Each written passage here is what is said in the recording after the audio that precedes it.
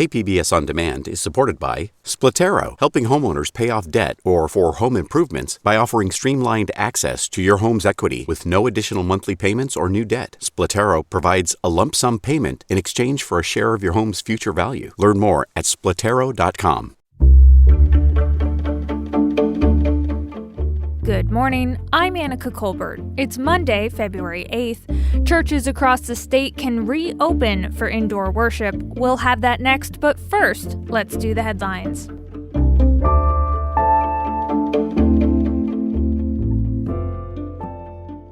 San Diego County health officials reported more than 1,200 new coronavirus infections on Sunday and 9 additional deaths. Hospitalizations decreased by 400 people in the past 2 weeks. There are also 95 fewer people in ICU care.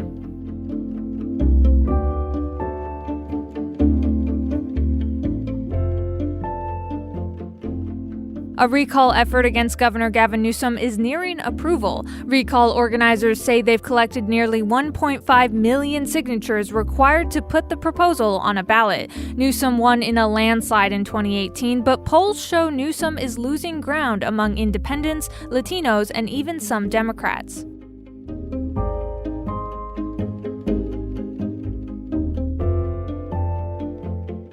At last night's Super Bowl, former San Diego State basketball player Tremaine Davis was honored for his work helping others during the pandemic. He was among 3 people selected by the NFL to be present at the coin toss at the start of the game. Davis is a retention coordinator at UCLA and helps historically underrepresented high school students get ready for college.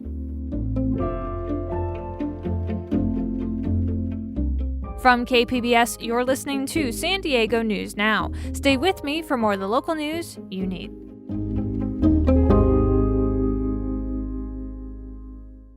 KPBS On Demand is supported by UC San Diego's Art Power, presenting cellist Joshua Roman, performing from his album Immunity, alongside music by J.S. Bach and more. Sunday, June 22nd at UC San Diego's Epstein Family Amphitheater. Reserve your tickets at artpower.ucsd.edu.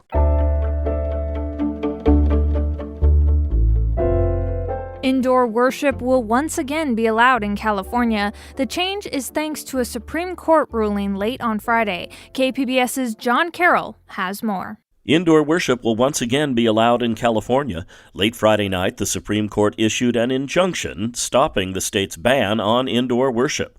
One of the 2 cases the court ruled on came from right here. The South Bay United Pentecostal Church in Chula Vista has been trying repeatedly to get the state's ban on indoor worship overturned. In interviews with KPBS over the past year, Pastor Arthur Hodges said the ban was wrong given the fact that places like large retail stores or small liquor stores were allowed to remain open. Some parts of the restrictions still stand, such as a 25% capacity limit and a ban on singing or chanting. And that story from KPBS's John Carroll.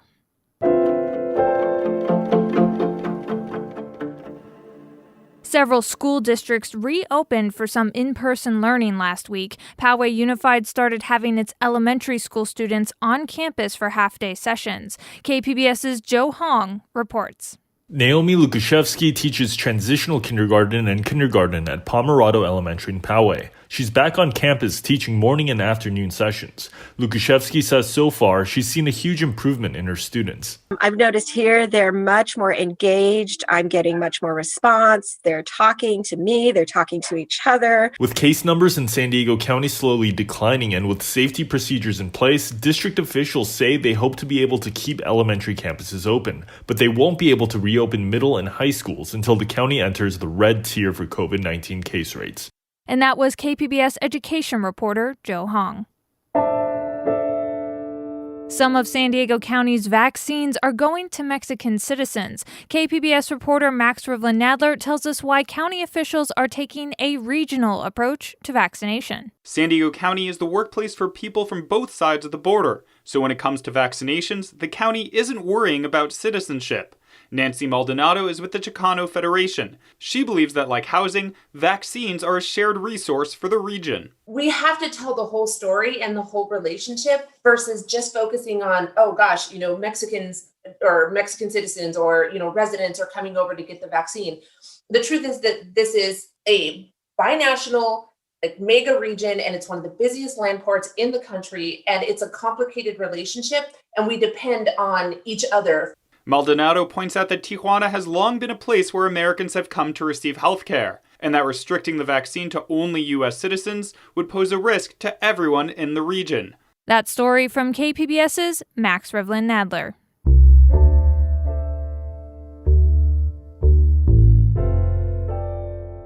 The city of San Diego is making environmental justice a part of its general plan. KPBS editor Tom Fudge says that means creating policies to address pollution and poor health in low-income areas. The siting of freeways, the construction of sidewalks and locations of grocery stores, they're all planning decisions that can affect the quality of life in certain neighborhoods. That's why San Diego city officials say they want to focus on environmental justice. Vicki White, the senior planner for the city of San Diego, spoke to KPBS Midday Edition. We think it's important as the city planning department in recognition that these differing conditions in different neighborhoods have real effects on people's lives. A state report has identified several San Diego neighborhoods that have disproportionate health and pollution burdens. Many of them are south of State Route 94. And that was KPBS editor Tom Fudge.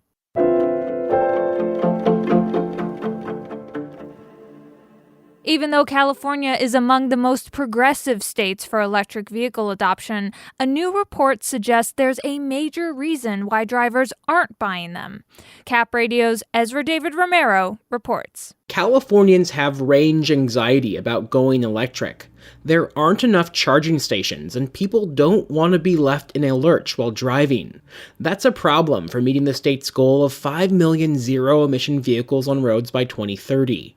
But UC Davis's Heyman Bhargava says there's a solution. Build a statewide network of super-fast charging stations where any electric car can charge. If I want to take this car on a longer drive from San Francisco to Los Angeles or to Lake Tahoe, at the moment I decide I need to charge, I want the assurance that there is a station available. He says this should mirror what gas stations offer today. As more electric cars go on the market, he says California is going to have to come up with ways to make buying and charging them more equitable for all residents. In Sacramento, I'm Ezra David Romero. And that story from Cap Radio's Ezra David Romero. Coming up, the mayor of National City says a new port commissioner brings a background you might not expect.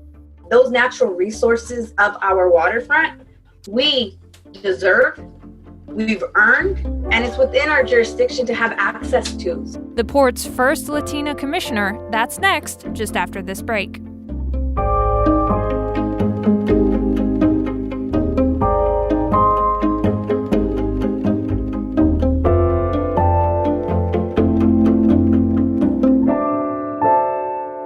KPBS On Demand is supported by Marrocale Design and Remodeling, helping homeowners with their home remodeling needs. From ADUs to kitchen remodels, room additions, and custom homes, Marrocale Design and Remodeling can help homeowners design and build their dream homes. More at trustyourhometous.com.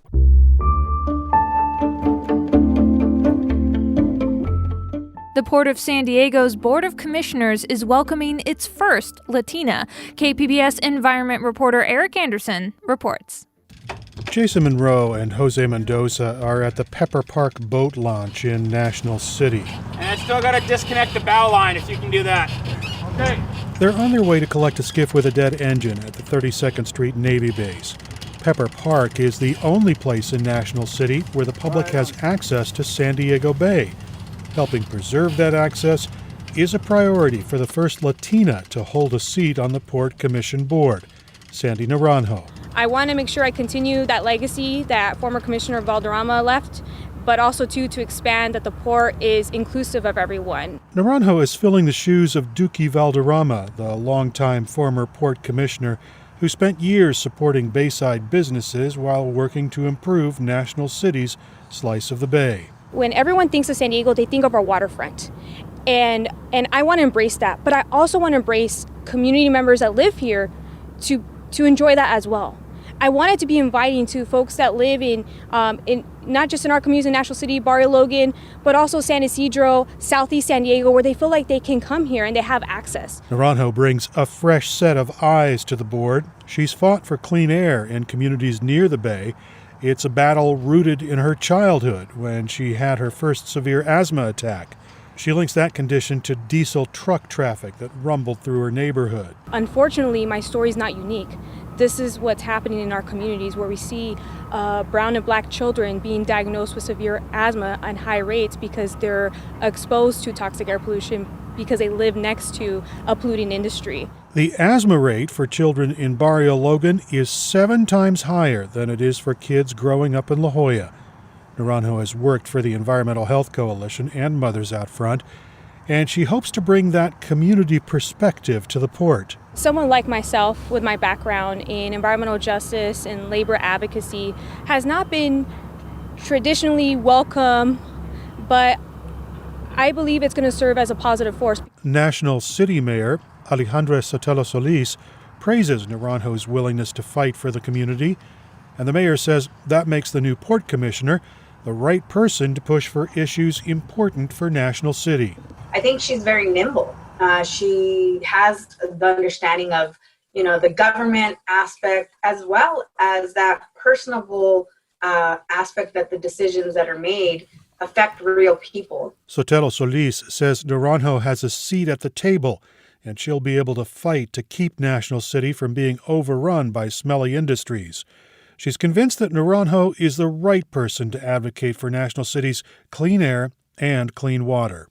It's also knowing that those natural resources of our waterfront, we deserve, we've earned, and it's within our jurisdiction to have access to. But for longtime environmental justice advocate Diane Tekvorian, Naranjo's appointment marks a sea change in the way business is done at the Port of San Diego.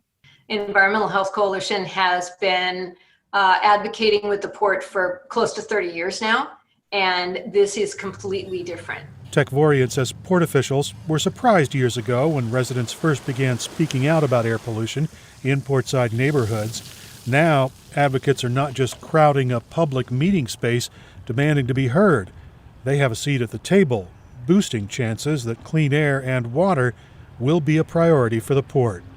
And that reporting from KPBS's environment reporter, Eric Anderson.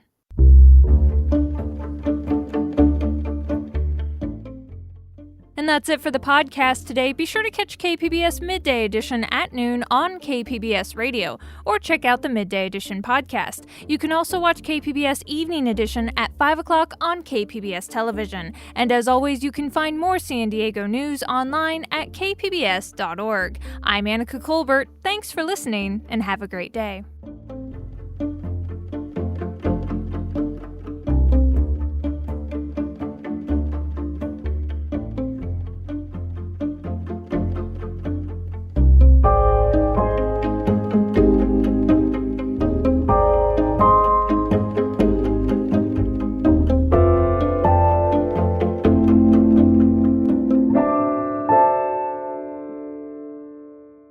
KPBS On Demand is supported by Paint Care, offering households and businesses in California more than 800 leftover paint drop-off sites for recycling. Quantities of 100-plus gallons of paint may qualify for a large volume pickup. Learn more at paintcare.org.